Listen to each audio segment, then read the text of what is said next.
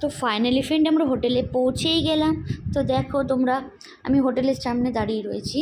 তো আমরা ভেতরে ঢুকেছিলাম, ওর মালিক বলল যে হোটেলের মালিক বলল যে তোমাদের রুমটা এখনও খালি হয়নি, গেস্ট রয়েছে এখনও, ওরা বেরিয়ে যাক তারপরে তোমাদেরকে চাবি দিচ্ছি। তো ততক্ষণ আমাদের দেখো হোটেলটা তোমাদের দেখাই। এইটা হচ্ছে আমাদের হোটেল ছিল, বেশ ভালোই ছিল। ভেতরটা তো এখনও দেখিনি, ভেতরটা ভালোই হবে যেহেতু ফটো পাঠিয়েছিল।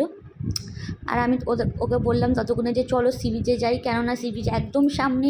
তা আমি আর পারছিলাম না, ছটপট করছিলাম, তাই জন্য বললাম যে চলো সি বিচ থেকে ঘুরে আসি। তোমরা দেখতেই পারবে, দেখো আমি কেমন ছটপট করছি। তো দেখো যে মনে হচ্ছিলো যে কতক্ষণে আমি সি বিচে যাবো, সি বিচে গিয়ে পৌঁছাবো।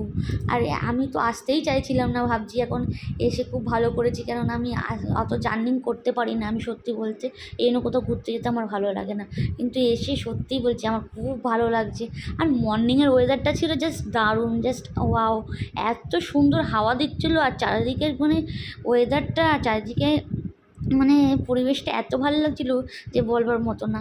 আর মনে হচ্ছিলো কতক্ষণে গিয়ে আমি জলের মধ্যে পা দেবো, আগে সমুদ্রতে পা দেবো, তাই মনে হচ্ছিলো যে এত ভালো লাগছে। দেখো তোমরা কেমন আমি ছটফট করছি। তো চলো দেখো, তোমাদেরকে দেখাই সেটা, দেখতেই পারবে আমি কেমন ছটফট ছটফট করছি। তো ফাইনালি সমুদ্রের সামনে পৌঁছেই গেলাম, এবার হচ্ছে জলে পা দেবো। কি জাস্ট ভালো না লাগছিল যে।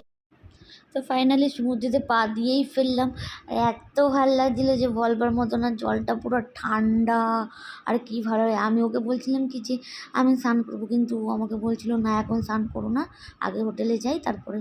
আর আমার তো স্নান করতে প্রচুর ইচ্ছা করছিল। তো আমি আবার বললাম এই ক্যামেলটা আমি চড়বো। ও বললো যে না, এসে পরে চড়বে। তো আমাদের রুমে আমরা ফাইনালি চলেই এসেছি, রেডি হয়েছিলাম। ও বললো চলো ব্রেকফাস্ট আগে করে নিই, তাই জন্য আমি রেডি হয়েছিলাম, যে বললাম যে চলো ঠিক আছে তাহলে ব্রেকফাস্টটা করেই আসি, তাই জন্যে।